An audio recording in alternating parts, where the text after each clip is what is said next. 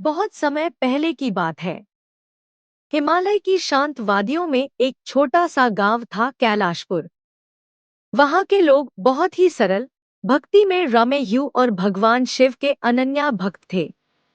गांव में एक गरीब किसान रहता था, धर्मू। उसकी एक ही ख्वाहिश थी, एक बार शिवजी के दर्शन हो जाए। वह रोज सुबह सबसे पहले उठकर पास की नदी में स्नान करता, बेलपात्रा और जल चढ़ाता, फिर भोलेनाथ से प्रार्थना करता, हे भोलेनाथ, बस एक बार दर्शन दो और मुझे अपने मौन का आशीर्वाद दो। मगर साल बीत गए, ना कोई चमत्कार हुआ, ना कोई दर्शन।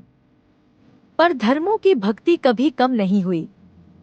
वो हर कठिनाई में सिर्फ इतना कहता, शिव मौन है मगर मेरे साथ है। एक दिन भयानक तूफान आया। गांव में तबाही मच गई। धर्मों की झोपड़ी उजड़ गई, फसलें बह गई, लोग मदद के लिए भाग रहे थे। पर धर्मू, वो टूटे हुए शिवलिंग के पास बैठ गया और आंखें बंद कर ली। आंखों से आंसू बहते रहे और होठों पर बस एक नाम, भोलेनाथ, भोलेनाथ। तभी कुछ अजीब हुआ।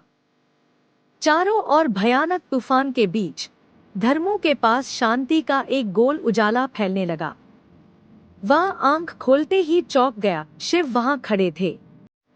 ना त्रिशूल चमक रहा था, ना डमरू बज रहा था, बस मौन थे। शांत, विशाल, दिव्या। शिव ने कुछ नहीं कहा, बस धर्मों के कंधे पर हाथ रखा और सारा दुख, सारा दार, सारी चिंता उसी पाल मिट गई। धर्मों ने रोट यूं कहा, भोलेनाथ, आपने तो कुछ कहा ही नहीं। शिव मुस्कुराए और अंतर्धान हो गए। और तभी उससे समझ आया, शिव का मौन ही सबसे बड़ा आशीर्वाद है। उस दिन के बाद धर्मू कभी दुखी नहीं हुआ।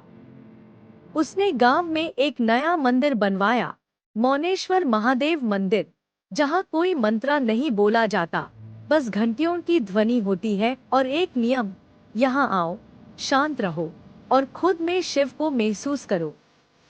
लोग डोर डोर से आने लगे और हर कोई यही कहता, इस मंदिर में सच्ची शांति मिलती है, यहाँ शिव मौन में बोलते हैं।